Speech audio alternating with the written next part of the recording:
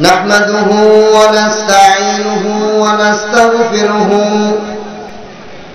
ونعوذ بالله من شرور أنفسنا ومن سيئات أعمالنا من يهده الله فلا مضل له ومن يضلله فلا هادي له ونشهد أن لا إله إلا الله لا خالق إلا الله ولا مالك إلا الله ونشهد أن سيدنا وسندنا وحبيبنا وطبيب قلوبنا ومولانا محمدا عبده ورسوله أما بعد فأعوذ بالله من الشيطان الرجيم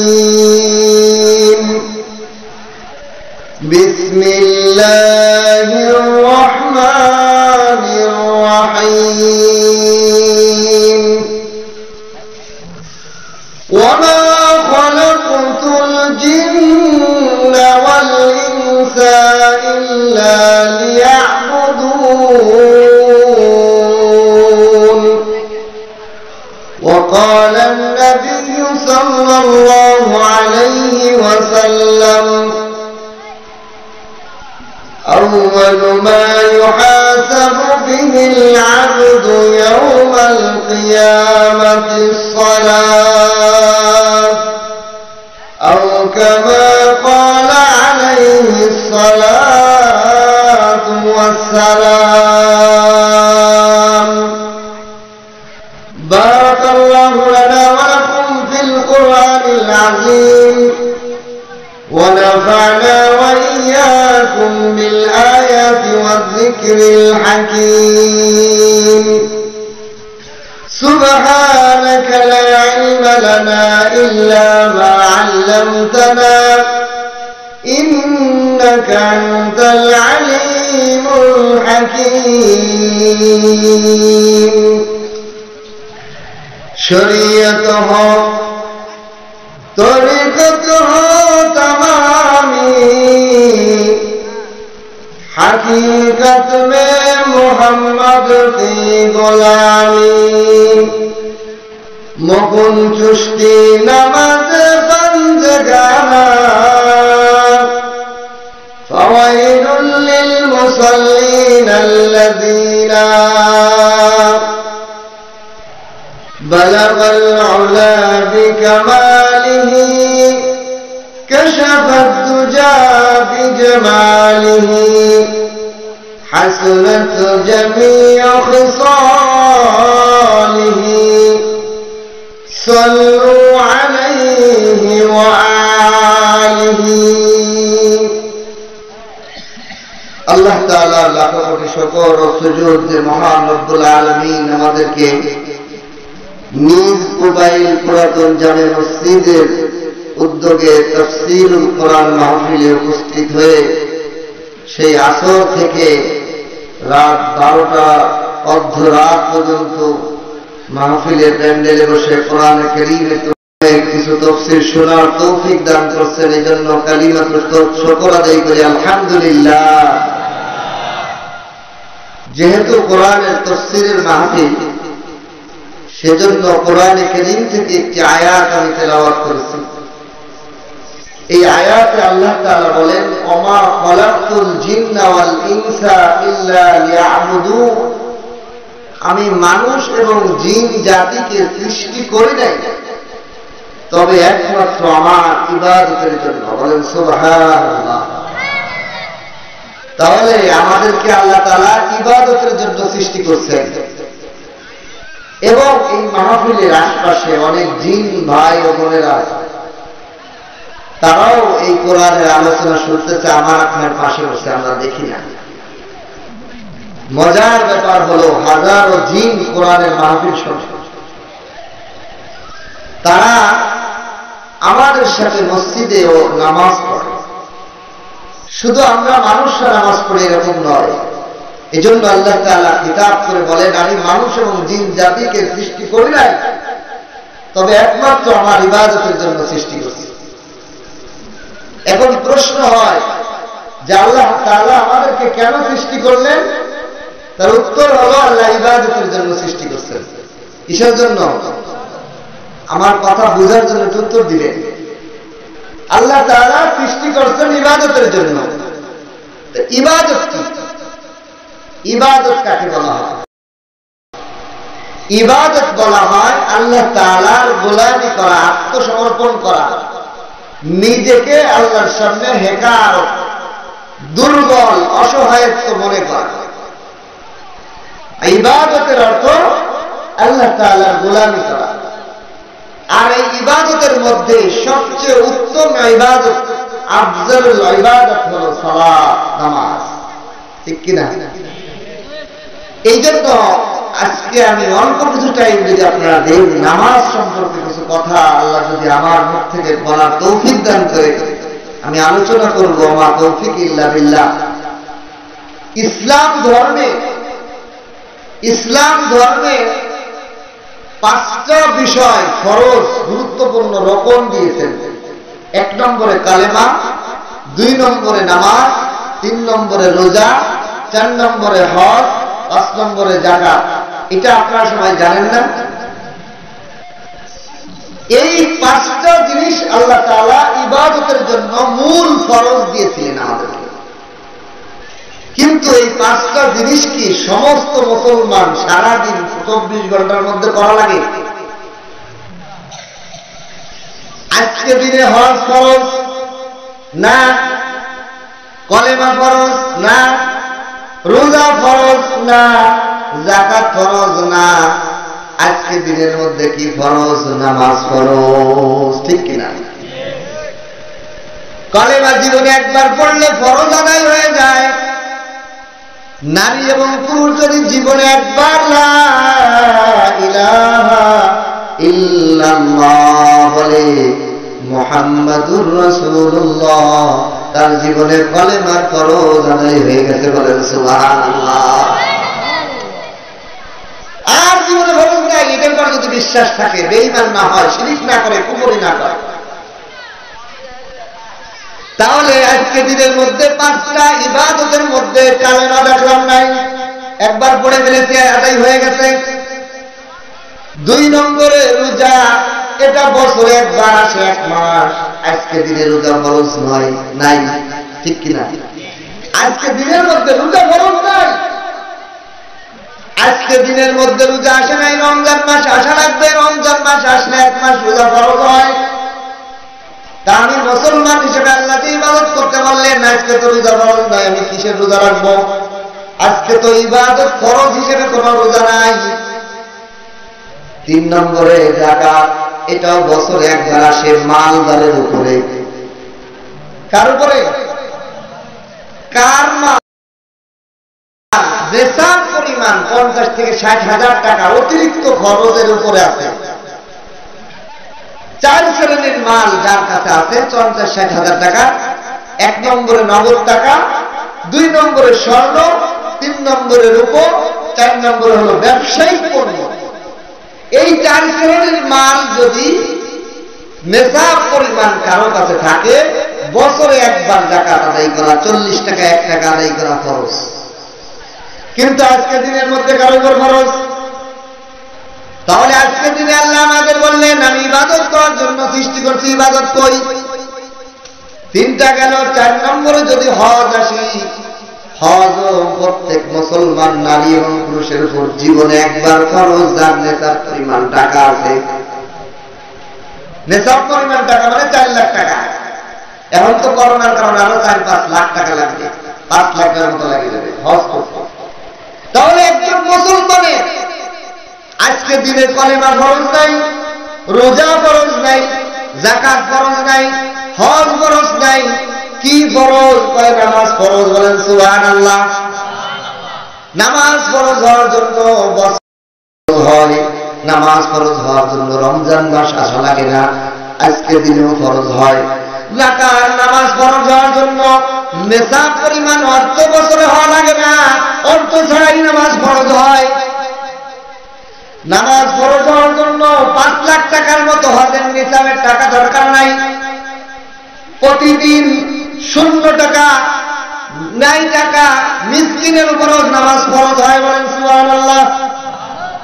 তাই নামাজ এমন এক ফরজ যা আদায় করার জন্য টাকা লাগে না, বছর লাগে না, মাস লাগে না, অন্য কিছু লাগে না, কিন্তু নামাজ ফরজ প্রত্যেকের উপর, বালেগের উপর, প্রত্যেক বালেগ নারী এবং পুরুষের উপর নামাজ ফরজ। এইবার আসেন নামাজটা ফরজ হইল কিভাবে? কালেমা ফরজ হওয়ার জন্য আল্লাহ তাআলা নবীকে আসমানে নেন নাই। রোজা ফরজ করার জন্য আল্লাহ তাআলা নবীকে আসমানে ডেকে নেন নাই। হজ যাকাত ফরজ করার জন্য আল্লাহ তাআলা নবীকে আসমানে ডেকে নেন নাই। নামাজ ফরজ করার জন্য আল্লাহ তাআলা আসমানে কেন ডেকে নিলেন? আপনারা জানেন না হজ, কিন্তু আমি কিছু তথ্য বলবো নামাজের গুরুত্ব বোঝার জন্য। আল্লাহ নামাজ ফরজ করার জন্য নবীকে 7 আসমানের উপরে ডেকে নিলেন কেন? নামাজ কি? কি নামাজ? যার জন্য অর্থ লাগে না ফরজ হওয়ার জন্য, যার জন্য বছরের নেশাব লাগে না, যার ফরজ হওয়ার জন্য কাবায় হজে যাওয়া লাগে না, প্রত্যেক বালেগ নারী এবং পুরুষের উপর নামাজ ফরজ হয়ে যায়। এই নামাজটা আল্লাহ কেমনে ফরজ করলেন এর হিস্টোরি জানা দরকার কিনা? আল্লাহ তাআলা কালেমা ফরজ করার জন্য নবীকে আসমানে রেখে দেন নাই, রোজা ফরজ করার জন্য আসমানে রেখে দেন নাই, হজ যাকাত ফরজ করার জন্য আসমানে রেখে দেন নাই, কিন্তু নবীকে আল্লাহ তাআলা আরশে ডেকে নিয়েছেন নামাজ ফরজ করার জন্য। সুবহানাল্লাহ। ও মুসলমান, ইবাদত আমাদেরকে আল্লাহ দিয়েছেন। আল্লাহ রাসূলকে 7 আসমান ভ্রমণ করাইলেন, জান্নাত জাহান্নাম ভ্রমণ করাইলেন, করাই আল্লাহ তাআলার মুলাকাত সাক্ষাৎ করাইলেন। আল্লাহর দরবারে নবী গেলেন বেড়াইতে, আল্লাহর বাড়ি বেড়াইতে গেলেন, আল্লাহর আরশ মহল্লায় গেস্ট হাউসে আল্লাহর সাথে সাক্ষাৎ করতে নবী গেলেন। নবী খালি হাতে গেছেন, হাদিয়া নিয়ে গেছেন কিনা? নবী হাদিয়া নিয়ে গেছেন 3টা জিনিস। কয়টা জিনিস জানেন? 3টা জিনিস। আর আল্লাহ হাদিয়া দিয়েছে 3টা জিনিস। আমরা যে নামাজের মধ্যে আত্মায়াতু পড়ি, আত্তাহিয়াতু লিল্লাহি ওয়াস সালাওয়াতু ওয়াত তাইয়্যিবাত, আল্লাহর নবী 3টা জিনিস আল্লাহর দরবারে, আল্লাহর বাড়িতে বেড়াইতে যে হাদিয়া নিয়ে গেলেন। 1 নম্বর আত্তাহিয়াতু, মৌখিক যত ইবাদত আছে আল্লাহ আপনার জন্য। সুবহানাল্লাহ। মৌখিক ইবাদত কি? আমরা জবানে সুবহানাল্লাহ বলি, আলহামদুলিল্লাহ বলি, তেলাওয়াত করি, জিকির করি, যাই আমরা মুখ দিয়ে আল্লাহর প্রশংসা করি, ইবাদত করি, সব ইবাদতকে আত্তাহিয়াত বলা হয়। আল্লাহর নবী বলেন, ওগো আল্লাহ, আপনার দরবারে আসছি, আপনার জন্য 1 নম্বর হাদিয়া হলো আমার জবানের যত ইবাদত আছে সব আপনার জন্য। সুবহানাল্লাহ। 2 নম্বর ওয়াত-তাইয়্যিবাত ওয়াস সালাওয়াত। 2 নম্বর ওয়াস সালাওয়াত, শারীরিক ইবাদত। আমার শরীর দিয়ে যত ইবাদত করি সব ইবাদত আল্লাহ আপনার জন্য হাদিয়া। 3 নম্বর ওয়াত-তাইয়্যিবাত, আমার যত মাল ইবাদত আছে সমস্ত মাল ইবাদত, দান খয়রাত সদকা যা আছে সব ইবাদত আপনার জন্য আল্লাহ। নবী এই 3 পুরস্কার দেওয়ার পর আল্লাহ বলেন, এই 3 পুরস্কারের বিপরীতে আমিও 3টা পুরস্কার দিতেছি। শোনো, নবীকেও আল্লাহ 3টা পুরস্কার দিলেন। কি দিলেন? আসসালামু আলাইকা আইয়ুহান নবী, হে নবী, আপনি দিবেন জবানের যত ইবাদত আছে, প্রশংসা আছে, সব ইবাদত আপনি আমাকে দান করছেন গিফট হিসেবে, হাদিয়া হিসেবে। আমি আল্লাহ আপনাকে আসসালামু আলাইকা, সালাম, শান্তি নামক গিফট আপনাকে দিয়ে দিলাম। সুবহানাল্লাহ। আল্লাহ দিলেন 1 নম্বরে কি? সালাম। সালাম শান্তি। শান্তি মানে কি? দিনই শান্তি, অবাধ নাই, কোনো কিছুর প্রয়োজন নাই, অন্তরের দিকে শান্তি অনুভব করে। এই জন্য এই ঘটনা থেকে একটা জিনিস আমাদের বুঝে আসে, যারা জবানে বেশি জিকির করে, তাসবিহ করে, জবান ইবাদত করে, আল্লাহ তাআলা তাদের দিলি শান্তি ফয়সালা করে দেন। সুবহান।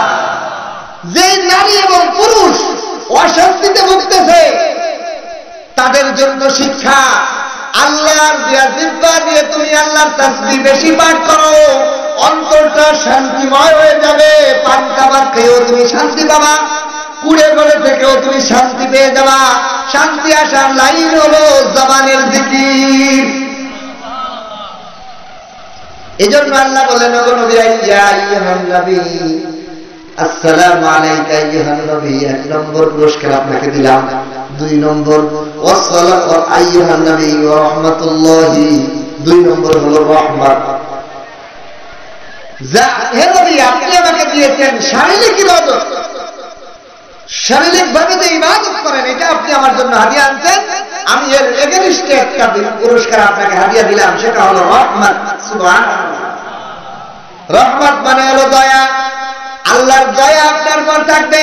নামাজি ব্যক্তির বিপদ কম হয়, নামাজি ব্যক্তির উপর আল্লাহ তাআলার আলাদা দয়া থাকে। এই দয়ার কারণে অনেক রহমত হয়ে যায়। অনেক রহমত কেমনে হয়? এক লোক আগে নামাজ পড়ছে না, এক যুবক, সে হঠাৎ নামাজি হয়েছে। নামাজি হওয়ার পর আস্তে আস্তে সিগারেট খাওয়া হয়ে দিয়েছে। আগে সিগারেট খাইতো, এখন আমাকে বলে, হুজুর জানেন আমার প্রতিদিন 20টার মতো সিগারেট লাগতো, নামাজ ধরার পর আমি সিগারেট ছেড়ে দিয়েছি। আমি আগে যদি 10 বছর আগে যদি সিগারেট ছাড়তাম, তাহলে আমার 10 লক্ষ টাকা বেঁচে যেত। কয় লক্ষ টাকা? হিসাব করে দেখেন, যারা সিগারেট খান, বিড়ি খান, যদি দিনে 20 টাকার সিগারেট খান, মাসে কত টাকা খরচ হয়, বছরে কত টাকা খরচ হয়, বছর 10 বছরে কত হয়, হিসাব করে দেখেন। কয় হুজুর নামাজ যখন ধরি নাই তখন আমি বুঝি নাই, যদি ওই টাকাটা সিগারেট খেয়ে টাকাগুলো আমি তো সাই করে বই দিয়েছি, নামাজ ধরার কারণে এই টাকাটা আমার এখন খরচ হয় না। রহমত কিনা বলেন সুবহানাল্লাহ। শারীরিক ইবাদতের কারণে মানুষের আয়ের বরকত শুরু হয়ে যায়। এই জন্য আল্লাহ বলেন রাহমাতুল্লাহ। 2 নম্বর, 3 নম্বর আল্লাহ বলেন ওয়া বারাকাতুহু। হে নবী, আপনি যত মাল ইবাদত আমাকে দিয়েছেন, দান খয়রাতের উপর আমাকে দিয়েছেন, আমি এর এগেইনস্টে দিলাম ওয়া বারাকাতুহু, বরকত দিয়ে দিলাম। বলেন সুবহানাল্লাহ। এজন্য যারা দান করে তাদের আয়ের মধ্যে বরকত হয়, আয়ের মধ্যে বরকত হয়। আমরা তো ভুলে যাই। অনেক মানুষ বলে, হুজুর আমার আয়ের বরকত নাই। আমি ভাই দান করা বাড়াই দেন, দান করা বাড়াই দেন। দূরের ঘটনা শোনাবো না, আমার মাদ্রাসার একটা ঘটনা শোনা। আমার এক ছাত্র বলতেছে, হুজুর দান করলে 1-এ 10 পাওয়া যাতে হয়। হুজুর কয়, তাহলে আমাকে একটু দেখাই থাকবেন কেমনে হবে? আমি বলছি, আল্লাহ যদি চায় হইতে পারে। তা আমার রুমে এক ছাত্র একটা কলা হাজিয়ে নিয়ে আসছে। কয়টা কলা? 2টা কলা আমাকে দিতে হাদিয়া। হুজুর বা আমার কলা দিতে, আমি খাইতে সময় আপনার কথা মনে পড়ছে, আপনাকে না দিয়ে কেমনে খাই, আপনাকে খুব মহব্বত। তাহলে আচ্ছা, তোমার হাদিয়া আমি খাইতে পারবো না, তুমি নাবালেগ। আমরা তো অনেক সময় নাবালেগের দিলে খেয়ে ফেলি। শরীয়তের মাসলা হলো, নাবালেগ বাচ্চা যদি কাউকে কোনো কিছু দেয়, তার বাবার অনুমতি না থাকলে হারাম হবে, চুরির মাল খাওয়া হবে। আমি বললাম, বাবা তোমার মাল তো আমি খাইতে পারবো না, তুমি ছোট্ট মাসুম বাচ্চা, নাবালেগ বাচ্চা, তোমার মা বাবা তোমাকে দিয়েছে, ওইটা যদি আমাকে দাও, তোমার মা বাবার অনুমতি ছাড়া আমি খাইতে পারবো না। কয় হুজুর আমার বাবা মারে অনুমতি দেবো, আপনার মোবাইল দিয়ে আমার একটা কল দেন। আমি না, কল দিতে হবে না। কান্দা শুরু করছে, হুজুর মহব্বত করি, আপনাকে ভালোবাসি, আপনি না খাইলে আমি আর কলাই খাবো না। আমি যে আচ্ছা ঠিক আছে, কল দিলাম। ওর বাবারে বলে, বাবা আপনি যদি অনুমতি না দেন, হুজুর আমার কলা খাবে না। বাবা কয় আল্লাহু আকবার, হুজুর আমি খুব লজ্জিত হলাম, আমার বাবা আমার বাচ্চার সব কিছু খাওয়ার আপনাকে অনুমতি দিয়ে দিলাম। আমি এটা স্বাভাবিক বিষয়, কিন্তু হালাল খাওয়ার বিষয়। আপনার ছেলে নাবালিগ, আপনার অনুমতি না থাকলে আমি উস্তাদ যদি খাই, চুরি করা ডাকাতি খাওয়াটা, গরু মারা খাওয়াটা, আমি ওই রকম খাওয়াটা গুনাহ হবে। এই জন্য আমি খাইতে পারবো না। আমি যদি বাচ্চাকে শিখাই না দেই হালাল হারামের মাসালা, এই বাচ্চা তো বড় আলেম হয়ে মসজিদের টাকা খেয়ে ফেলবে, ও তো মাহফিলের টাকা খেয়ে ফেলবে। এই জন্য তোকে গঠন করতে হবে, হালাল হারাম এখন থেকেই পাশে হাতে কলমে শিখাইতে হবে। এই জন্য ওকে আমি এখনই বুঝালাম যে হালাল খাওয়ার ব্যাপার বাবার অনুমতি লাগবে, নাবালিগ বাচ্চার খাইতে হবে। অনুমতি দিয়েছে, আমি রাখছি। আরো দুটো ছাত্র আমি যখন প্রশ্ন করছে, ওকে দুইজন দে, ওই ছাত্র চলে গেলে ওই দুইজন হাদিয়া দিলাম, না তোমাকে হাদিয়া দিলাম, আল্লাহ চাইলে আমাকে 10টা টাকা 20টা দিলে, 2টা কলা তোকে দান করে দিলাম না। হুজুর আমরা বসে থাকি, আমি বলছি আল্লাহ কর্ণে দেয় তো আমি জানি না, আল্লাহ দিবেন কইছে, এখন আল্লাহ কখন দেয় তো আমি জানি না। কিছুক্ষণের মধ্যেই ওই ছাত্ররা বেরো হয়ে যায়নি। আসরের পর মাগরিবের আগ মুহূর্ত 1,24টা কলার একটা থানা নিয়ে আমার রুমে যখন ঢুকতেছে, আমি আল্লাহ আপনারা আমরা এখনো চিনলাম, আল্লাহ আপনাকে এখনো চিনলাম না। আপনি ওয়াদা করছেন একে 10 দিবেন, আপনি নগদ দিয়ে দিলেন। আমি বললাম ভাই আপনি কলা নিয়ে আসলেন কি আমার রুমে? ভাই হুজুর অনেকদিন আগে একটু মাজা ব্যথার জন্য ঝেড়ে নিয়েছিলাম, মাজা ব্যথাটার অনেক উপকার হয়েছে আপনার পানি ভরা কোরআনের বরকতে, কোরআনের বরকতে অনেক উপকৃত হয়েছে। মনে মনে ভাবছি হুজুর একটু হাদিয়া দেব, কিন্তু আজকে যখন মসজিদে ঢুকতেছি কলা দেখে আমার মনে পড়লো কলা দিয়ে যাই। আমি বললাম না না ভাই, এটা মালিকের পক্ষ থেকে আপনারা ঠেলা লাগাইছে, আমি দুধুর দাম করতে 2টা কলা 24টা কলা নিয়ে যা। ও দুনিয়ার মুসলমান নারী পুরুষ, এখনো তো আমরা আল্লাহর উপর আস্থা রেখে দান করতে পারি না। আল্লাহর নগদ চোখে কলম দিয়ে দেখায় দেন, দান করলে দেয়। ওই ছাত্ররা বলে হুজুর তাহলে কি 10টা 2টা দান করার সাথে আল্লাহ 10টা টাকা 12টা করে দিয়ে দিয়েছে। সুবহানাল্লাহ। ও মুসলমান, আল্লাহর উপর ভরসা রেখে দান করা শুরু করেন, আল্লাহ বরকত নামক জিনিস আপনার আমলের মধ্যে, পরিবারের মধ্যে দান করে দিবে। দান করেন, খালি মা বোনেরা দান করেন, আল্লাহ বরকত শুরু করে দিবে। এমন বরকত দিবে, লাখ টাকায় যে মানুষ সুবিধা পায় না, আপনি 10,000 টাকায় সেই সুবিধা পাবেন, 5,000 টাকায় সুবিধা পেয়ে যাবেন।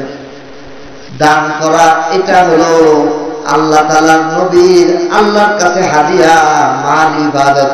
আর আল্লাহ দিলেন বরকত, আল্লাহ কয় আমি বরকত ঢেলে দেই। সুবহানাল্লাহ। আল্লাহর রাসূল এই হাদিয়া নিয়ে যখন আখিরাতে আরশের মহলে গেলেন, আল্লাহকে হাদিয়া দিলেন, আল্লাহও হাদিয়া দিলেন। দেওয়ার পর আল্লাহকে বলেন ওগো আল্লাহ, আমি তো 7 আসমান 7 জমিন পার করে বোরাকে চড়ে আপনার আরশে মহল্লায় আসলাম, আপনার সাথে মোলাকাত করলাম, কথা বললাম, কিন্তু আমার দুর্বল উম্মতেরা তারা তো এই 7 আসমান 7 জমিন পার হয়ে আরশে এসে আল্লাহর সাক্ষাৎ করতে পারবে না, আল্লাহর সাথে কথা বলতে পারবে না। ওগো আল্লাহ, আমার উম্মতের জন্য আপনার সাথে সাক্ষাতের কি ব্যবস্থা? আল্লাহর কাছে প্রশ্ন করলেন। আল্লাহ এর উত্তরে বলেন আমি আপনাকে 50 ওয়াক্ত নামাজ দিলাম। সুবহানাল্লাহ বলেন। ভয় পেয়ে গেলেন, 50 ওয়াক্ত নামাজ যদি আল্লাহ আমাদের দিতেন, এখন 5 ওয়াক্ত তাই আদায় করি না, 50 ওয়াক্ত যদি দিতেন তাই হিসেব করেন 24 ঘন্টায় প্রত্যেক ঘন্টায় কি 2 ওয়াক্ত, 25 ঘন্টা উল্টো করলে 20 মিনিট পর পর নামাজ, 5 মিনিট পর পর 20 মিনিট পর পর নামাজ আসতো। আর একটা নামাজ আদায় করে মসজিদ থেকে বাড়ানোর সুযোগ থাকতো না, এই পরিমাণ নামাজ 50 ওয়াক্ত নামাজ হইত। কিন্তু আল্লাহ তাআলা কি করলেন? নবীকে বললেন, নবী আপনার উম্মতেরা আমার সাথে সাক্ষাৎ করতে চায়, কথা বলতে চায়, এই নামাজ হলো আমার সাক্ষাৎ এবং আমার সাথে কথা বলার মাধ্যম। সুবহানাল্লাহ। তাহলে নামাজটা কলাম যাইতেই ব্যাপার না। শরীয়তের কোন বিধান নাজিল করার জন্য জমিন থেকে নবীকে আরো সেটা নেন নাই। নামাজ ফরজ করার জন্য আল্লাহ নবীকে আরো সে ডেকে নিয়েছেন, আরো সে ডেকে দিয়েছেন ফরজ করে। এখন ফিরে আসতেছেন নবীকে মুসা আলাইহিস সালামের সাথে দেখা। মুসা আলাইহিস সালামে বলে এত নামাজ পারবে না আপনার উম্মত। 9 বার ফেরত পাঠাইছেন, 9 বার। প্রত্যেকবার 5 বার তো 5 ওয়াক্ত করে করে কমাইতে কমাইতে 45 ওয়াক্ত নামাজ আল্লাহ কমাইছেন। কমানোর পর 5 ওয়াক্ত নামাজ নিয়ে নবী ফিরে আসলেন। 5 ওয়াক্ত নামাজ নিয়ে নবী ফিরে আসলেন। কিন্তু নবীকে আল্লাহ বললেন, ওগো নবী, আপনার উম্মত যদি 5 ওয়াক্ত নামাজ সঠিকভাবে আদায় করে আমি 50 ওয়াক্ত নামাজের সব তাদের আমল নামায় দিয়ে দেব। তাহলে এখান থেকে আমরা একটা জিনিস জানতে পারলাম, নামাজ যাই তাই ইবাদত না। নামাজ টাকা লাগে না ফরজ হওয়ার জন্য। নামাজ ফরজ হওয়ার জন্য বছরের নেশাব পরিমাণ হওয়ার দরকার নাই, বছর অতিক্রম হওয়ার প্রয়োজন নাই, মক্কায় যাওয়ার প্রয়োজন নাই। নামাজ ফরজ হওয়ার জন্য বালেগ হইলেই ফরজ। এখন আসেন, এই নামাজটা 24 ঘন্টাই আমাদের পড়তে হয় না। এই নামাজটা আমাদেরকে আল্লাহ যে ফরজ করলেন 5 ওয়াক্ত, এই 1 ওয়াক্ত নামাজ আদায় করতে আমাদের বলেন 10 মিনিট সময় লাগে। 10 মিনিটের মধ্যে যদি 5 ওয়াক্তকে হিসাব করি 50 মিনিট, সর্বোচ্চ 1 ঘন্টাই ধরলাম। 1 ঘন্টা নামাজ পড়তে আমার সময় লাগে, আর 23 ঘন্টা আল্লাহ আমাকে দুনিয়ার সব কাজ করার অনুমতি দিয়ে দিলেন। সুবহানাল্লাহ। আমার কাছে 24 ঘন্টাই আমাকে ইবাদত করতে বলেন নাই, নামাজ পড়তে। 24 ঘন্টার মধ্যে আমার ফরজ হয় না, রোজা ফরজ আসে না, যাকাত ফরজ আসে না, হজ ফরজ হতে আসে না। একটাই ফরজ আসে 24 ঘন্টার মধ্যে। এই 24 ঘন্টার মধ্যে একটা ফরজ আমার কাছে আসে, সেটা হলো নামাজ। এটা কি? নামাজ। এইবার আসেন, নামাজ কেন পড়ব? নামাজ পড়লে উপকার কি? 1 নম্বর হলো নামাজ এই জন্য পড়বো কারণ নামাজ হলো আল্লাহর সাথে মোলাকাত। নামাজ হলো কি? আল্লাহর সাথে কথা বলা। আল্লাহর সাথে কেন কথা বলবো? কারণ আল্লাহ আমারে খাওয়ায়, আল্লাহ আমাকে পালে, আমারে লালন পালন করে। আল্লাহ হলো রাব্বুল আলামিন। আল্লাহ আমার নিঃশ্বাস জারি রাখেন, আল্লাহ আমার জিহ্বায় পানি দেন, আল্লাহ আমার চোখের পলক মারেন, আল্লাহ আমার ব্রেন সচল রাখেন। কয়েকটা জিনিস যদি আমরা বুঝি তাহলে বুঝি যে নামাজ কত গুরুত্বপূর্ণ। দেখেন, আল্লাহ আমাদের কাছে ইবাদত চান আর আমাদেরকে কি করেন? লালন পালন করেন। কি পরিমাণ বেতন দেন? কয় নিঃশ্বাস যেটা আছে এটা আমাদের ইচ্ছায় ঢোকে আর বেরোয় না। 24 ঘন্টার মধ্যে 12,000 বার একটা মানুষ, সুস্থ মানুষ নিঃশ্বাস ছাড়ে আর 12,000 বার নিঃশ্বাস নেয়।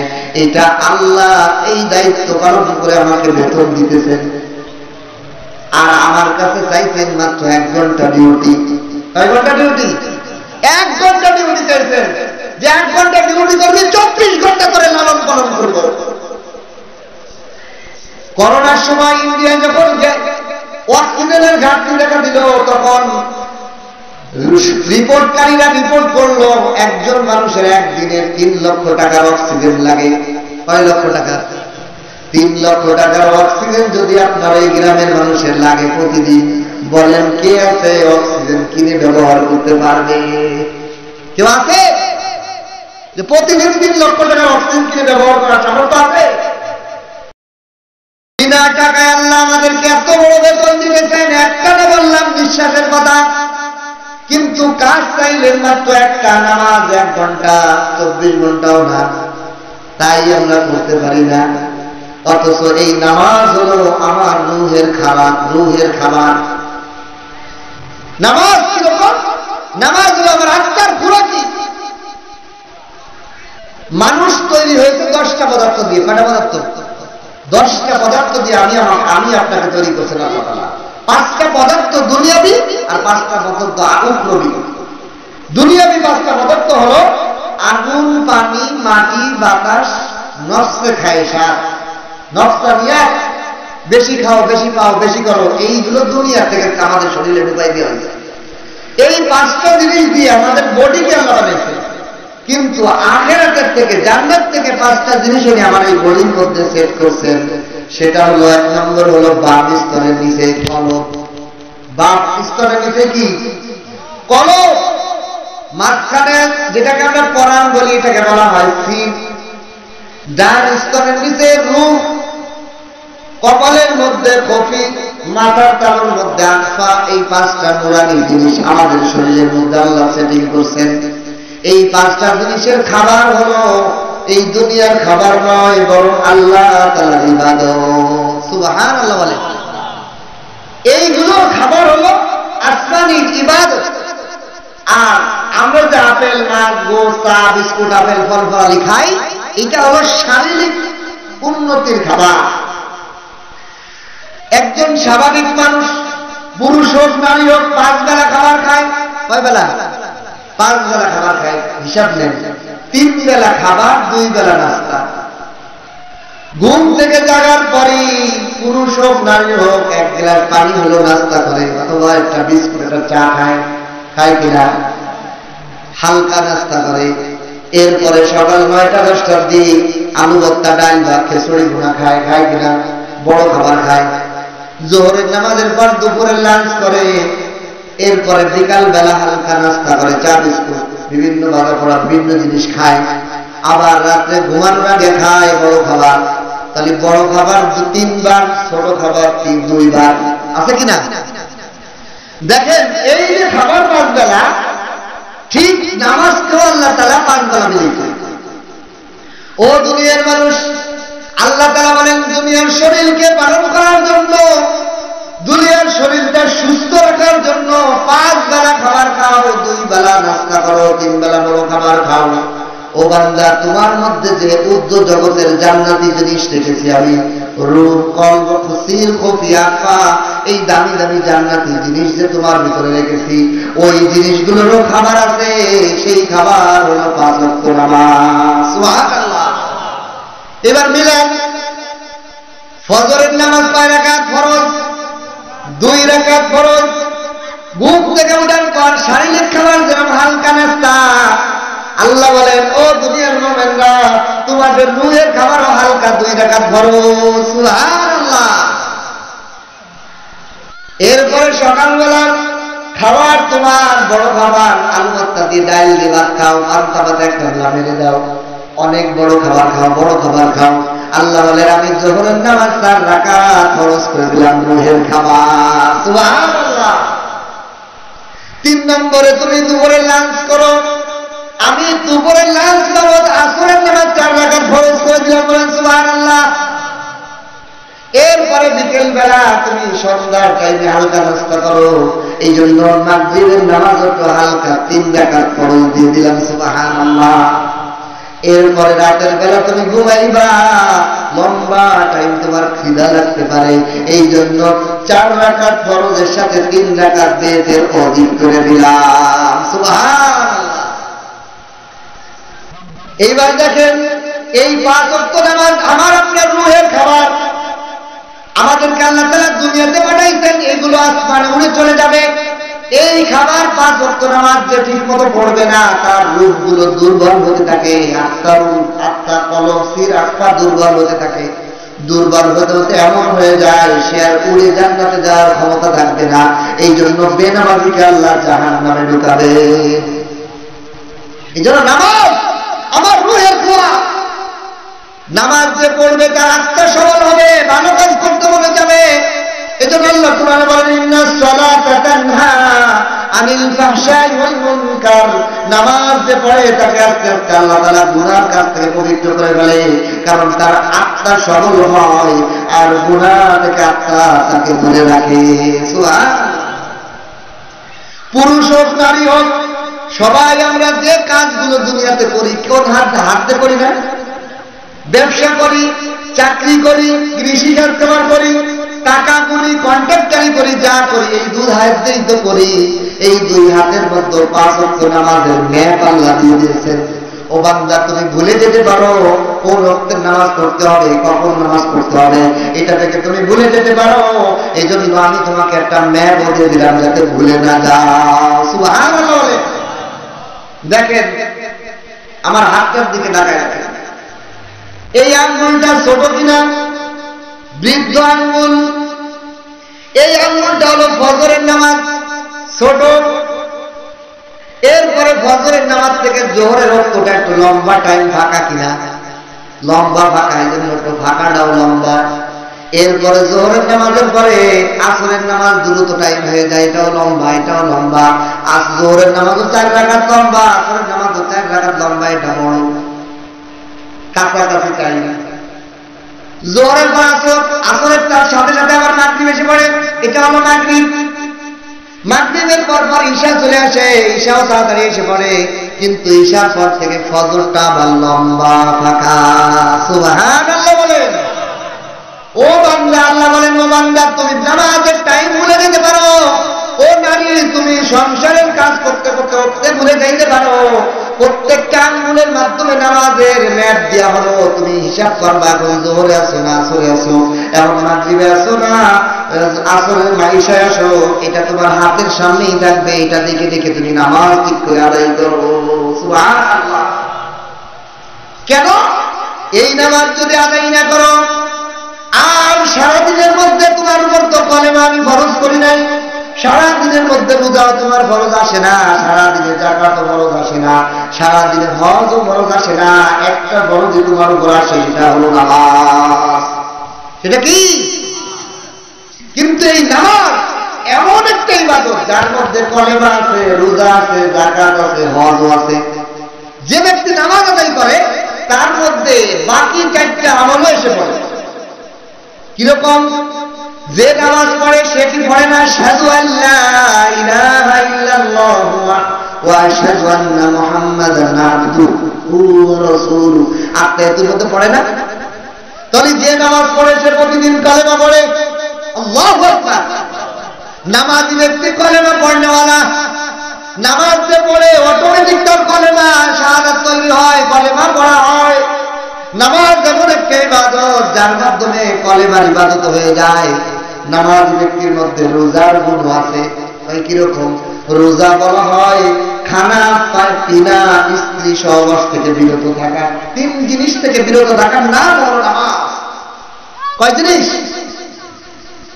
খানা না খাওয়া, পানি পান না করা, স্ত্রী সম্পর্ক থেকে বিরত থাকা, এই 3 জিনিস থেকে বেঁচে থাকার নাম হলো রোজা। এখন আসেন, যে ব্যক্তি নামাজ পড়ে সে কি পানি খায়? যে নামাজ পড়ে নামাজ পড়া অবস্থায় কলা খায়, আপেল খায়, চা খায়, ভাত খায়।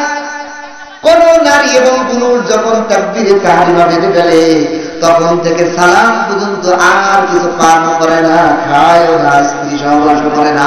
এই জন্য নামাজি ব্যক্তি কেমন যেন রোজাদারের গুণে গুণান্বিত হয়ে যায়। সুবহানাল্লাহ। নামাজ এমন এক ইবাদত, নামাজ পড়নেওয়ালা রোজাদারের গুণে গুণান্বিত হয়ে যায়।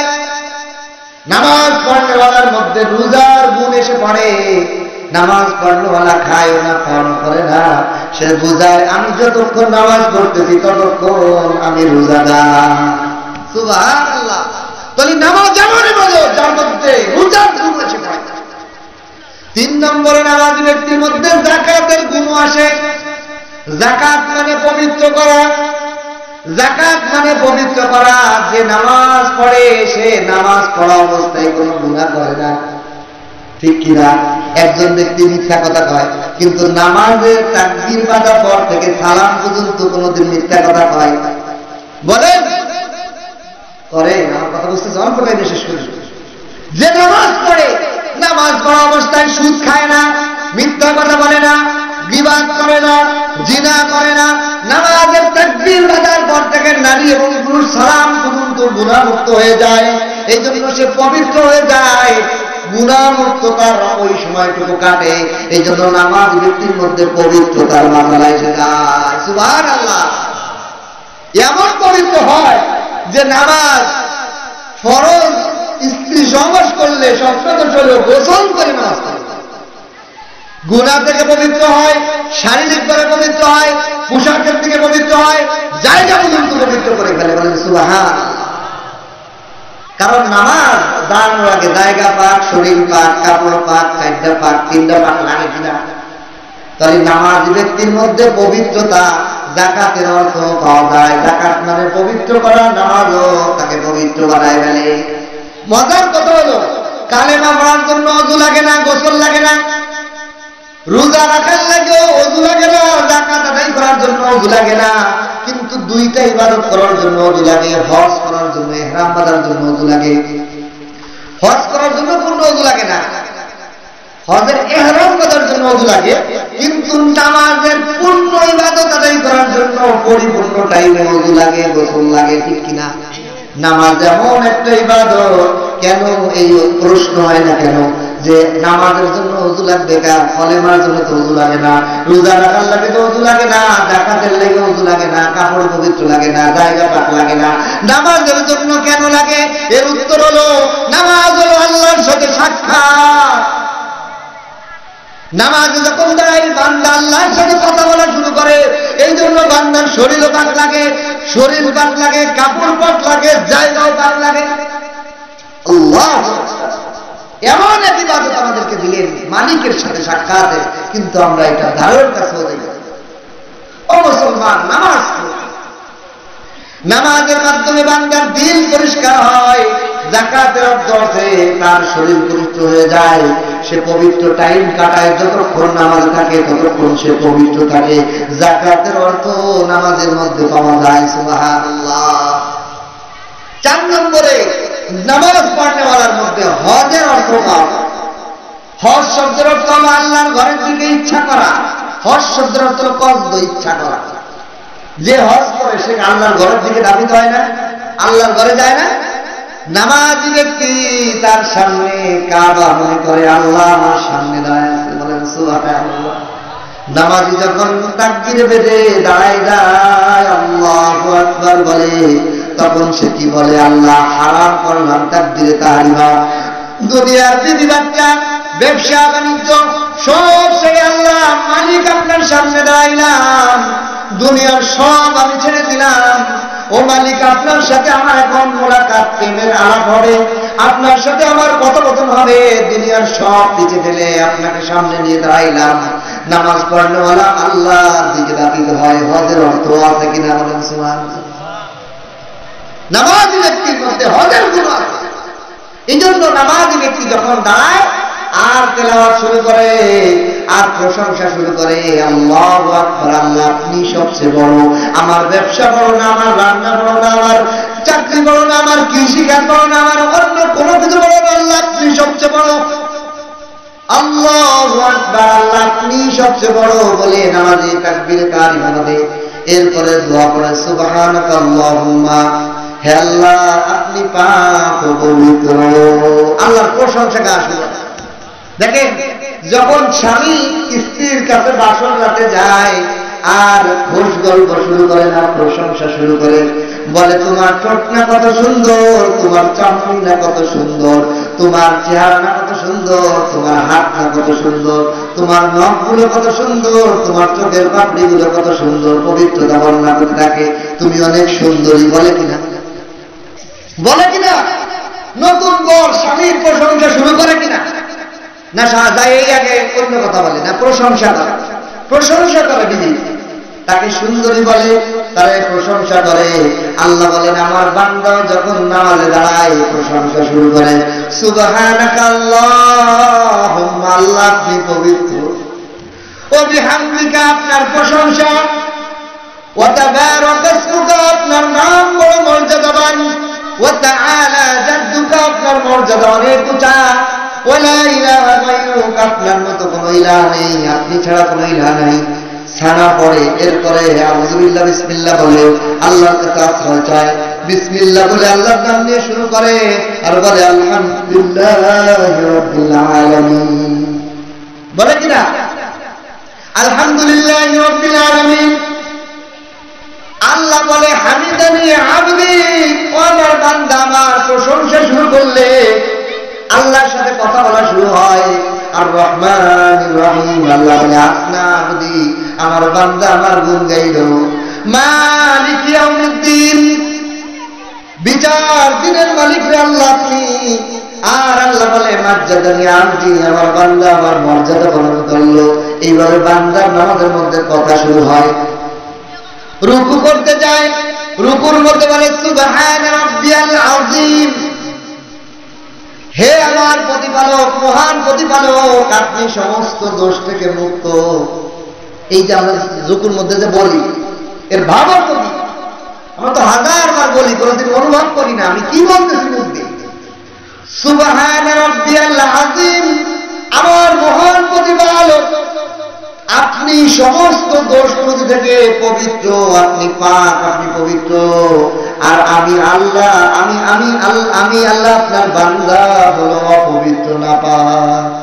ও আল্লাহ, আপনার এই জবান দিয়ে আমি পবিত্র বলতেছি, এই জবানটাও মিথ্যা কবিরা গুনাহ হারাম দিয়ে নাপাক করে ফেলেছি। ও আল্লাহ, আমি আর কতকাল এই নাপাক শরীর, নাপাক জিহ্বা দিয়ে আপনাকে পবিত্র বলবো? দয়া করে আমাকে একটু পবিত্র বানিয়ে দেন। সুবহানাল্লাহ। বান্দা যখন এইভাবে সুবহান রাব্বিল আযীম মনে মনে ভাবে বলতে থাকে, তখন দেখবেন ইমাম সাহেব কি বলেন, সামিআল্লাহু লিমান হামিদা। কোনদিন কি চিন্তা করছেন যে ইমাম সাহেব সামিআল্লাহু লিমান হামিদা বলে এর অর্থ কি? এর অর্থ কি জানেন?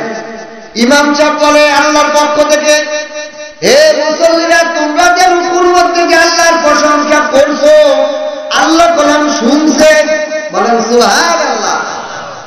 সামিআল্লাহ মানে আল্লাহ শুনছে, লিমান হামিদা যে আল্লাহর প্রশংসা করে, আল্লাহ কলাম শুনছে। তোমরা যে সুবহান রাব্বিল আযীম বলছো রুকুর মধ্যে, ইমাম সাহেব এই ঘোষণা দেয় মুসল্লিদেরকে, সামিআল্লাহু লিমান হামিদা। ও আমার মুসল্লিরা, আল্লাহর যে প্রশংসা তোমরা রুকুতে বললে, এটা কলাম আল্লাহ শুনছে। এই জন্য আমরা মুসল্লিরা কি বলি, রব্বানা লাকাল হামদ। ও আল্লাহ, আপনার, আমাদের রব, আপনার জন্য আরো প্রশংসা। বলেন সুবহানাল্লাহ। হামদান কাসীরান তাইয়িবান মুবারাকান ফি, আরো অনেক অনেক পবিত্রতা এবং রহমত এবং বরকত আপনার জন্য আল্লাহ। হামদান কাসীরান তাইয়িবান মুবারাকা, পবিত্র এবং বরকত, আরো প্রশংসা আল্লাহ আপনার। নামাজের মধ্যে বান্দাদের কথা হইতে থাকে। এই জন্য নামাজের দ্বারা আল্লাহ তাআলা আমাদের সাথে, আমাদেরকে ইবাদত দিয়ে আমাদের সাথে সাক্ষাতের একটা সিস্টেম করলেন। এই নামাজের মাধ্যমে আমাদেরকে একটা মহারোগ থেকে বাঁচান আল্লাহ। কি রোগ থেকে? জাহান্নামে যাওয়ার জন্য একটা ক্যান্সার, করোনা নামক একটা মহাভাইরাস একটা আছে, যেটা সামান্য হইলেই জাহান্নামে যাওয়া যায়। কি হইলে জানেন? অহংকার। কি হইলে? আল্লাহ যে আমাদেরকে মাটি, আগুন, পানি দিয়ে বানিয়েছেন, এই আগুনের প্রভাবে আমাদের শরীরের মধ্যে একটা অহংকার আসে। এই অহংকারকে দূর করার জন্য আল্লাহ আমাদের জন্য নামাজ ফরজ করছেন। কিভাবে? এটা কিভাবে? এই অহংকার নামক জিনিসটাকে দূর করার জন্য আল্লাহ আমাদেরকে নামাজ দিয়েছেন। কারণ সরিষা পরিমাণ যদি অহংকার কারো থাকে, সে জান্নাতে যাইতে পারবে না। লা ইয়াদখুলুল জান্নাতা মান কানা ফি কলবিহি মিসকাল যাররাতিন মিনাল কিবর। যার দিলের মধ্যে, অন্তরের মধ্যে সামান্য পরিমাণ অহংকার থাকবে, সে জান্নাতের ঘিরান হবে না, জানতেই পারবে না। নামাজের মাধ্যমে এটার চিকিৎসা দিয়েছেন, টিকা দিয়েছেন নামাজের মাধ্যমে। কয় কিরকম? কলেমা পড়লে অহংকার যায় না, রোজা রাখলে অহংকার যায় না, যাকাত দিলে অহংকার যায় না, বরং যাকাত দিয়ে মানুষের অহংকার বাড়ে, রোজা রাখতে মানুষের অহংকার বাড়ে, হজ করে মানুষের অহংকার বাড়ে, আমি হাজি সাহেব। কিন্তু নামাজ এমন এক ইবাদত আল্লাহ দিয়েছেন, অহংকার নামের ভাইরাসে টিকা দিয়ে দিয়েছেন। বলেন সুবহানাল্লাহ। কিরকম? যে ব্যক্তি নামাজ পড়ে, অহংকারে কি হয়? মাথার ঘাড়, কপাল উপর উঠে যায়। তুই কি করিস? মানে ঘাড় উঁচু হয়। অহংকারী মানুষের কি হয়? ঘাড় উঁচু হয়।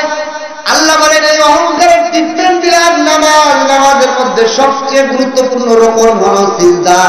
এই সিজদার মাধ্যমে তোর মাথাকে জমিনের সাথে মিলাইলাম, যাতে তোর অহংকার মাটির ভিতরে ঢুকে যায়। বলেন সুবহানাল্লাহ। এই জন্য দেখেন কোন ইবাদতে মাটিতে কপাল রাখা লাগে না, কিন্তু নামাজে, ও নামাজি ভাই বোনেরা, নামাজের জন্য যখন কপাল মাটিতে বিছাইতেছেন, কপাল মাটিতে টেকাইতেছেন, তখন কি করেন? নিতম্ব করা মুছে উঠে যায়।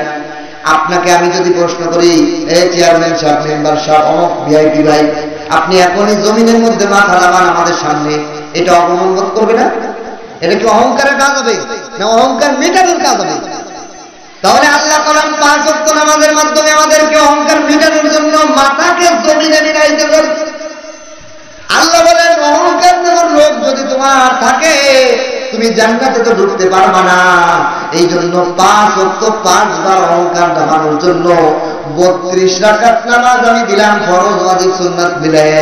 এই 32 রাকাত নামাজে 64 বার তুমি জমিনের সাথে মাথার নাক মিলাইবা। বলেন সুবহানাল্লাহ। একজন মানুষকে যদি, একজন চোরকেও যদি সমাজের মানুষ এই মসজিদ থেকে এই ধরনের এলাকার রোডের মধ্যে নাকে খড় দেয়, না তুই জমিনের সাথে মিলাই মিলাই হাট, কি বলেন, ওর কি আর এই সমাজে মাথা উঁচু করার কোনো থাকবে?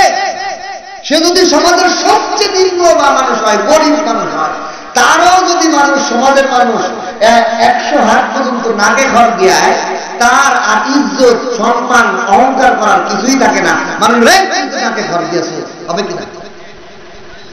ও দুনিয়ার মানুষ, আল্লাহ তাআলা প্রতিদিন আমাদেরকে মসজিদে নাই যায় নামাজের মধ্যে নাকে খড় দেয়, বুঝায় ও বান্দা অহংকার করিস না, অহংকার করিস না।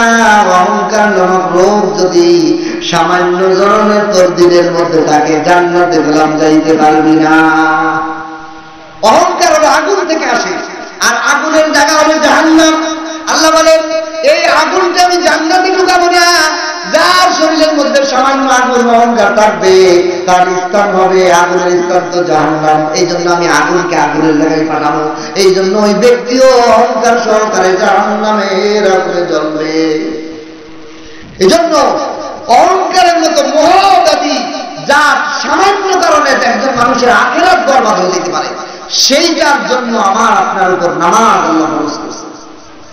এই জন্য আজকে থেকে যখন চিন্তা করবেন তখন মনে মনে বলবেন, আল্লাহ এই সমাজের যদি একটু নিম্ন মানুষও নাকে খড় দেয় তার আর অহংকার থাকে না।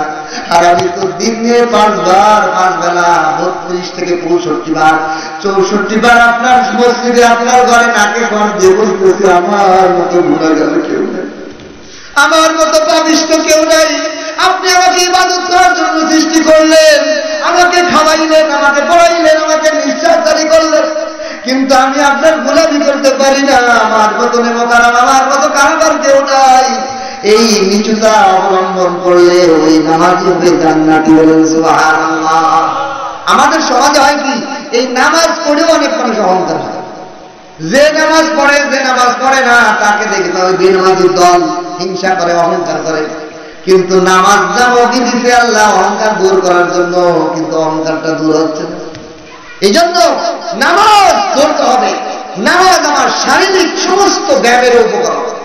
বিজ্ঞানীরা রিসার্চ করছে যে মুসলমানরা যে 5 বেলা নামাজ পড়ে, এই নামাজের সামাজিক উপকারিতা।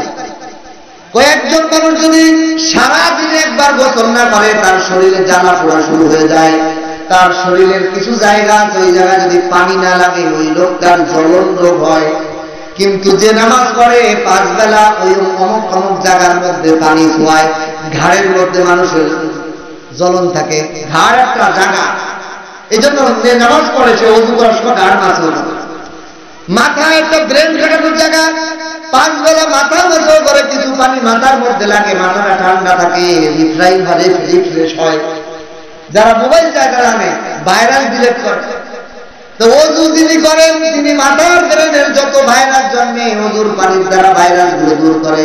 হাত পা জ্বালা যন্ত্রণা করে, হাত পা দিয়ে কাজ করে, মুখ দিয়ে কাজ করে, নাক দিয়ে ঘ্রাণ নেয়, চোখ দিয়ে দেখে, কত কাজ করে। আল্লাহ কয় নামাজের মাধ্যমে, ওযুর মাধ্যমে এইগুলোকে রিফ্রেশ করে মুসলমান বলেন নামাজি ব্যক্তিরা। সুবহানাল্লাহ। এই জন্য নিয়মিত যারা ওযু করে 5 বেলা তাদের এই সমস্ত জ্বালা পোড়ার রোগ থাকে না। সুবহানাল্লাহ। নামাজি ব্যক্তি আরো রিচার্জ কি করছে, নামাজি ব্যক্তি একজন মানুষ যদি সারাদিন বসে কাজ করে তার নীল দ্বারা হাড় ক্ষয় হয়। সারাদিন যদি দাঁড়ায় কাজ করে পায়ের গোছার মধ্যে জ্বালা হয়। সারাদিন যদি একটা মানুষ শুয়ে থাকে তার অলসতার রোগ জন্ম হয়, শরীরে চর্বি জমে যায়। কিন্তু নামাজি ব্যক্তিকে আল্লাহ 3 অবস্থা থেকে নড়াচড়া করায়। সুবহানাল্লাহ। দায়ও রুকুও করে, বসেও সিজদাও দেয়, তিন প্রকার চার প্রকার নড়াচড়ার কারণে তার শরীরটা ডাক্তারি বিজ্ঞানের কারণে তার শরীরে আর কোন নতুন ব্যায়ামেরই প্রয়োজন হয় না। সুবহানাল্লাহ। ও মুসলমান, ডায়াবেটিসের সকালবেলা হাঁটো, নামাজ পড়ো 5 ওয়াক্ত, ডায়াবেটিস ভালো হয়ে যাবে। নামাজ ইবাদত আল্লাহ দিলেন এমন একটা ইবাদত আমাদের শারীরিক, মানসিক, সামাজিক সর্বদিক দিয়ে উপকারী। এমন একটা ইবাদত দিলেন মাত্র 1 ঘন্টা, 24 ঘন্টার জন্য, তাই আমরা ঠিক করে আদায় করতে পারি না। ঠিক কিনা? কি আজকে থেকে নামাজ পড়তে পারবেন? আর নামাজ পড়বেন না, পায়ে হাত ধরে বলি, নবী মওতের আগে বলতেন সালাত সালাত, উম্মত নামাজটা ঠিক করে করিস। কারণ নামাজ যদি ঠিক হয়ে যায়, তোর সমস্ত আমলের মধ্যে যদি ত্রুটিও থাকে, আল্লাহ ওই ত্রুটি শুদ্ধ তোকে মাফ করে দেবে। এজন্য নবী বলেন আউয়ালু মা ইউহাসাবু বিল আবদু ইয়াউমাল কিয়ামাতি সালাত, কিয়ামতের ময়দানে সর্বপ্রথম নামাজের হিসাব হবে। কিসের হিসাব? নামাজের হিসাব হবে প্রথম।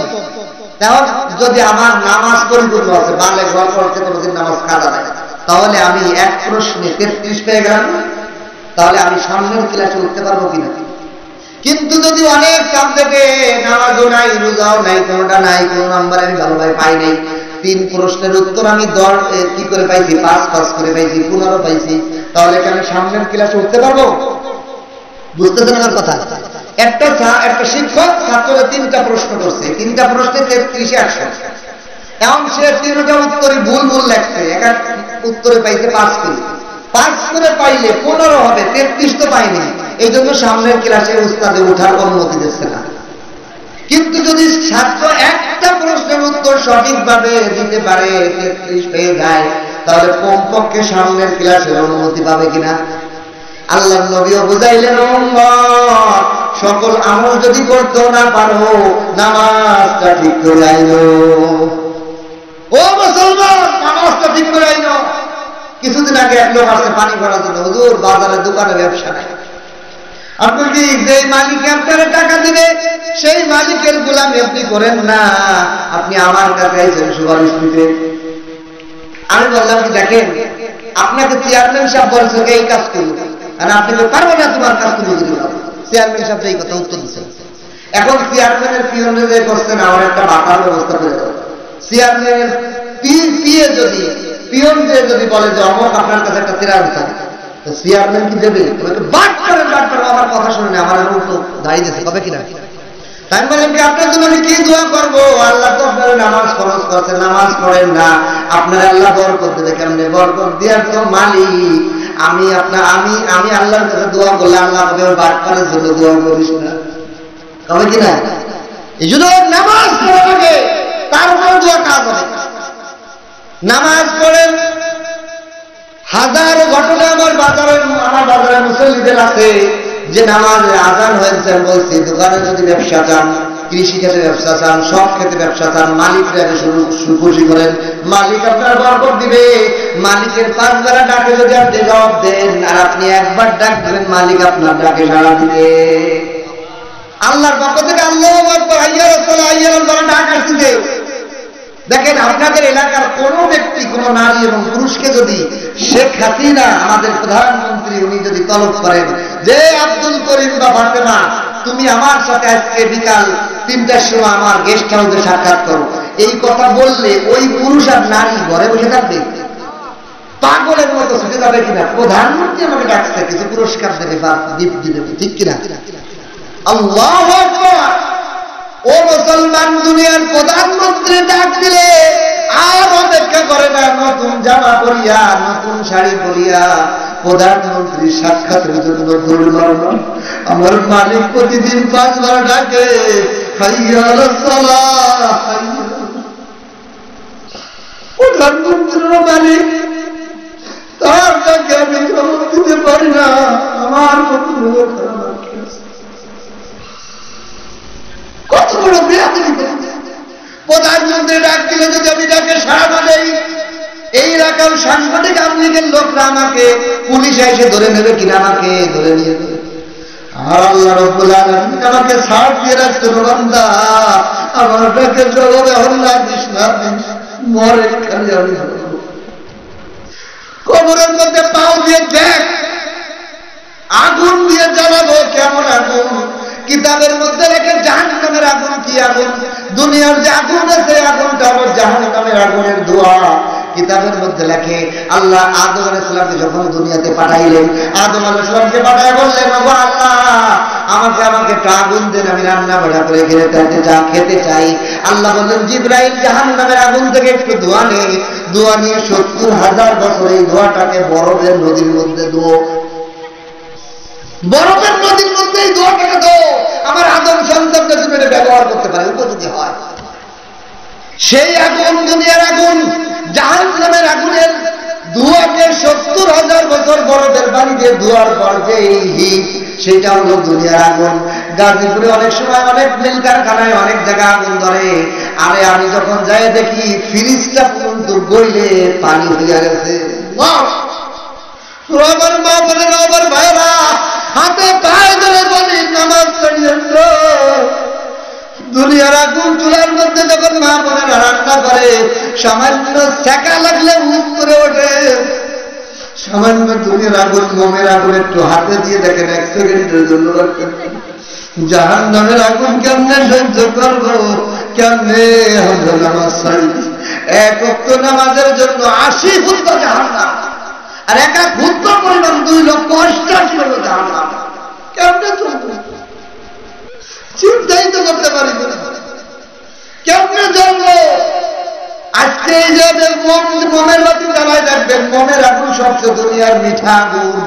মোমের মধ্যে হাত কয় সেকেন্ড রাখতে পারবেন, 1 সেকেন্ডের জন্য রাখতে পারবেন না। জাহান্নামের আগুনে কেমনে চলবেন, নামাজ কেমনে ছাড়বেন, একটাই বাড়ি করে আর না পারেন না।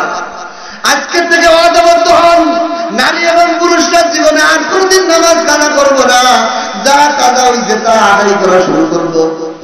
দুনিয়ার সব জিনিসের জন্য আল্লাহ তাআলা নামাজের কাজা আদায় করাই লাগবে, কাজা ছাড়া কোনো উপায় নাই।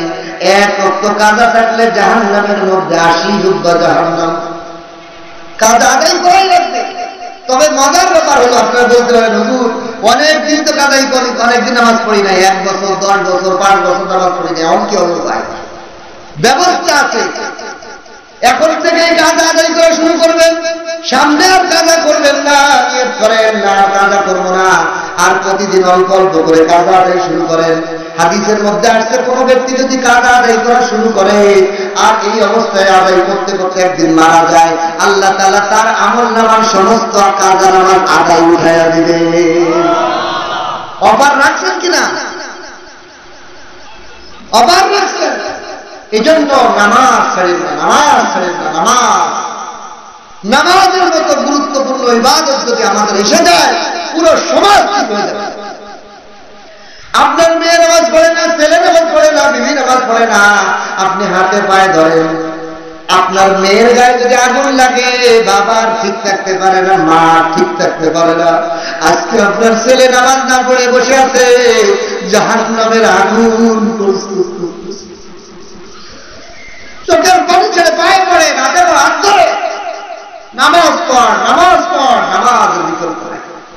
এজন্য একজন মুমিনের ইবাদত যদি আমরা খুঁজি, একটাই ইবাদত 24 ঘন্টার মধ্যে আসে 5 বার, সেটা হলো নামাজ।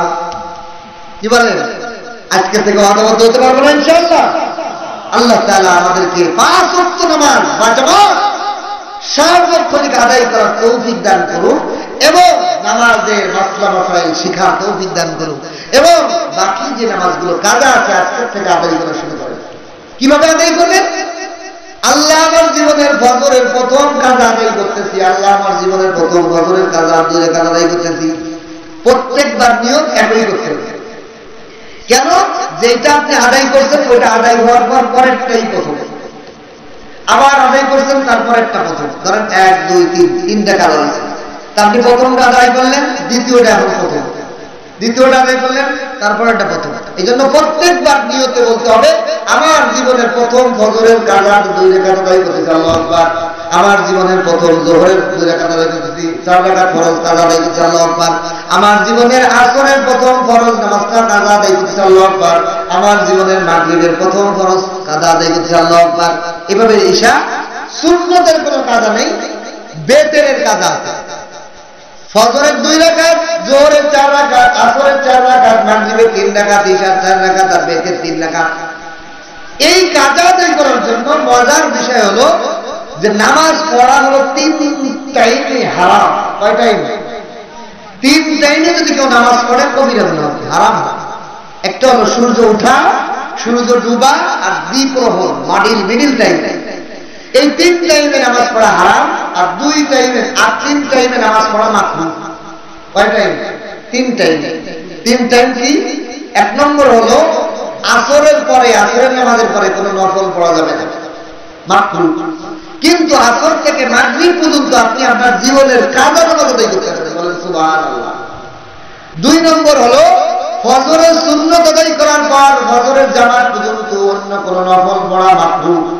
কিন্তু জীবনের উমরি কাজা আদায় করা যায়, এটা অসুবিধা নাই। আপনি ওই টাইমে ফজরের 2 দিন 3 দিনের কাজা আদায় করেন।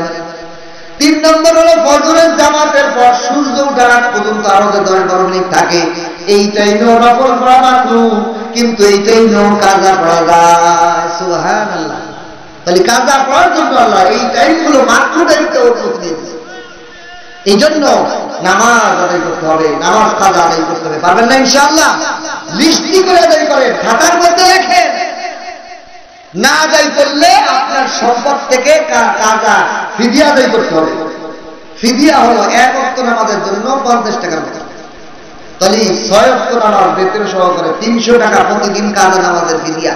কিন্তু এটা জীবন দশায় আদায় করলে হবে না, মরার পর আদায় করলে হবে। এখন এই হিসেবে আমরা একটা হিসাব করছিলাম, কোন ব্যক্তি যদি নামাজ কাজা ছুঁয়ে মারা যায় 1 বছরে তার 1,09,8,000 টাকা আসে কাজার ফিদিয়া।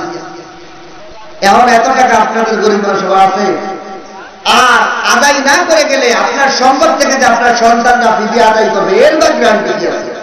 সুতরাং নামাজ আদায় করে যান, নামাজ আদায় করে যান, নামাজের বিকল্প নেই। আল্লাহ তাআলা আমাকেও নামাজের পাবন্দী হওয়ার তৌফিক দান করুন, আপনাদেরকেও তৌফিক দান করুন, এবং জীবনের উমরি কাজাগুলো আদায় করে ফেলার তৌফিক দান করুন।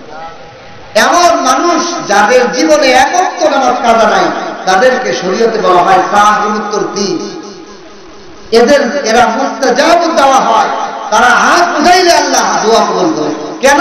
তারা সব নামাজ কাজা আদায় করছে, জীবনে কোনো আদায় কাজা নাই, আল্লাহ প্রত্যেকটা ডাকে জবাব দিয়েছে, আল্লাহও তার প্রত্যেক ডাকে জবাব দেয়।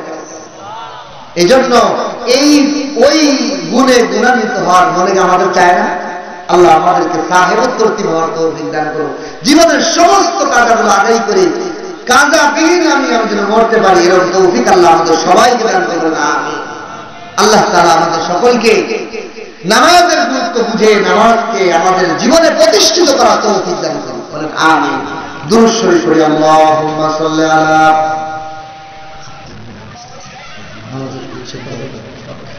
দোয়ার পরে মাহফিল কমিটির পক্ষ থেকে আপনাদের জন্য মেহমানদারির ব্যবস্থা আছে, সবাই মেহমানদারি গ্রহণ করবেন। মেহমান হওয়া, মেহমান মেজবান হওয়া, মেহমান হওয়া দুটোটাই সুন্নাত। তাহলে একটা সুন্নতের উপর আমল হয়ে যাবে, ঠিক কিনা? এই জন্য দোয়ার পরে আপনারা বসবেন, আপনাদের জন্য তাবারকের ব্যবস্থা আছে। দুরূদ শরীফ পড়েন। আল্লাহুম্মা সাল্লি আলা মুহাম্মাদ ওয়া আলা আলি মুহাম্মাদ কামা সাল্লাইতা আলা ইব্রাহিম ওয়া আলা আলি ইব্রাহিম ইন্নাকা হামিদুম মাজিদ। আল্লাহুম্মা বারিক আলা মুহাম্মাদ ওয়া আলা আলি মুহাম্মাদ কামা বারাকতা আলা ইব্রাহিম ওয়া আলা আলি ইব্রাহিম ইন্নাকা হামিদুম মাজিদ। আস্তাগফিরুল্লাহ রাব্বি মিন কুল্লি যামবিন ওয়া আতুবু ইলাইহি লা হাওলা ওয়া লা কুওয়াতা ইল্লা বিল্লাহিল আলিয়্যিল আযীম। আলহামদুলিল্লাহি রাব্বিল আলামিন ওয়াসসালাতু ওয়াসসালামু আলা রাসূলিহিন নাবিয়্যিল কারীম। রব্বানা যালামনা আনফুসানা وإن لم تغفر لنا وترحمنا لنكونن من الخاسرين يا الله يا رحمن يا رحمن الرحيم জুমার রাতের গভীর মুহূর্তে ইয়া আল্লাহ আপনার প্রিয় বান্দা এবং বান্দীদেরকে নিয়ে আমি বড় গুনাহগার হাত তুলেছিলাম ইয়া আল্লাহ আমার গুনার দিকে না তাকাইয়া আপনার রহমতের সাগরের দিকে তাকাইয়া আপনি আমাদের জীবনের সমস্ত গুনাহগুলো মাফ করে দিন ইয়া আল্লাহ অনেক হক্কানি উলামা ইকরামরা আলোচনা করেছে আল্লাহ ইয়া আল্লাহ এলাকার মানুষেরা শুনেছে এই আলোচনার ভুল ত্রুটি ক্ষমা এর সবগুলো কোটি কোটি গুণ বৃদ্ধি করিয়া সর্বপ্রথম হযরত মুহাম্মদুর রাসূলুল্লাহ সাল্লাল্লাহু আলাইহি ওয়াসাল্লামের পাক রওজায় পৌঁছায়া দিন ইয়া আল্লাহ দুনিয়ার থেকে যত মুমিন মুমিনাত নবী রাসূল গাউস কুতুব এসেছে আল্লাহ সবার নূরের পরে সবটুকু পৌঁছায়া দিন ইয়া আল্লাহ এই মাহফিলে যারা 1 টাকা থেকে 1000 টাকা দান করেছে রে আল্লাহ যেই মা বোনেরা দান করেছে রে আল্লাহ যেই ভাইয়েরা বিদেশের থেকেও দান করেছে দেশের থেকেও দান করেছে আল্লাহ সবার নেক মাকাসদ গুলো আপনি পুরা করে দেন আল্লাহ ইয়া আল্লাহ দানকারীদের পিতা মাতা দাদা দাদি নানা নানি আত্মীয়স্বজন পাড়া প্রতিবেশী যারা যেখানে অন্ধকার কবরে শাহিদ সবার রুহের পরে সব পৌঁছে দিন ইয়া আল্লাহ এই মজলিসের মধ্যে কারো বাবা কারো মা আজকে বাড়িতে যে মা বলে ডাকতে পারবে অনেক ভাই বোনেরা বাবা বলে ডাকতে পারবে না রে আল্লাহ ওই আদরের মা বাবার কবর গুলোকে জান্নাতের টুকরা বানিয়ে রব্বির হামহুমা কামা রাব্বায়ানি সগীরা ইয়া আল্লাহ আপনি আমাদের জন্য ইবাদতের জন্য একটা ইবাদতে আমাদের সারা দিনে নামাজ দিয়েছেন আপনার পক্ষ থেকে মুয়াজ্জিন ডাকে আসুন আমাদের দিকে আসুন কিন্তু তো আপনার আমরা আপনার ডাকে সারা দিতে পারি না ইয়া আল্লাহ আজকে মাহফিল থেকে ওয়াদাবদ্ধ হইতেছি আর নামাজ ছাড়ব না ইয়া আল্লাহ আপনার ডাকে গাফলতি করব না ইয়া আল্লাহ প্রত্যেককে 5 ওয়াক্ত বানানো দাও তো নামাজ আদায় করার তৌফিক দান করুন আল্লাহ ইয়া আল্লাহ জাহান্নামের আগুনে জ্বলা ক্ষমতা আমাদের নাই আমাদের মা বোনেদের নাই ভাইদের নাই বন্ধু বান্ধব বাপ দাদাদের নাই জাহান্নামের আগুনে যদি জ্বালা বাঁচার উপায় আমাদের নাই ওই অন্ধকার কবরে কেউ সাথী হবে না রে আল্লাহ বাড়ির আঙ্গিনায় থাকবে ছেলে পাশ যাইতে যাবে মেয়ে পাশ যাইতে যাবে বিবি যাবে স্বামী যাবে আপন বন্ধু যান হাঁটিয়া যাবে নামাজ না পড়লে কবরটা গুলে পরিণত হয়ে যাবে অন্ধকার কবরে যদি চিৎকার করে কাঁদো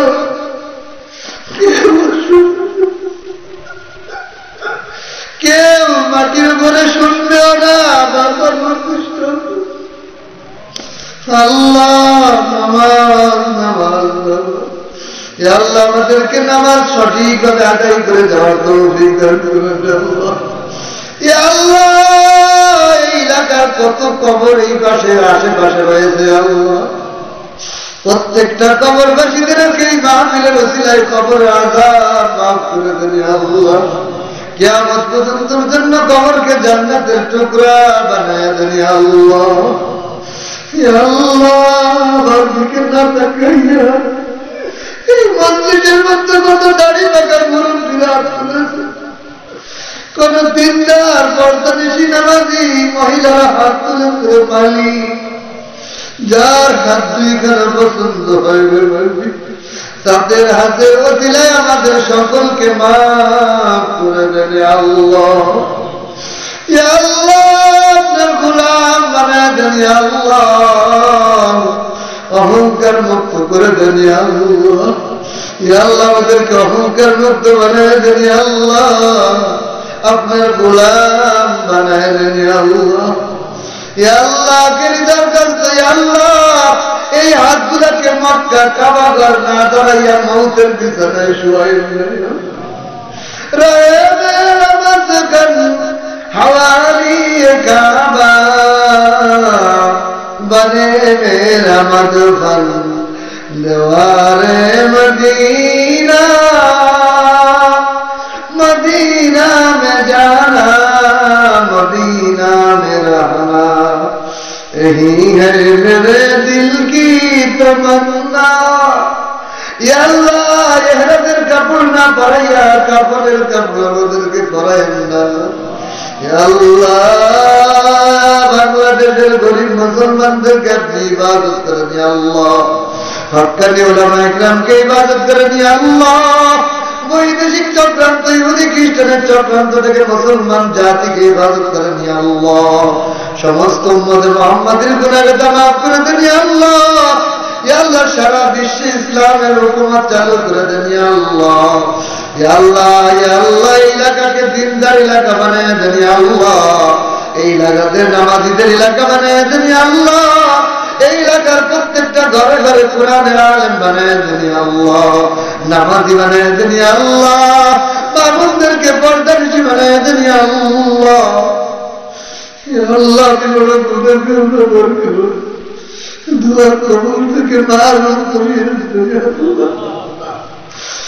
अल्लाह, दुआ दरखास्त कबूल फरमा। सुबहान रब्बिका रब्बिल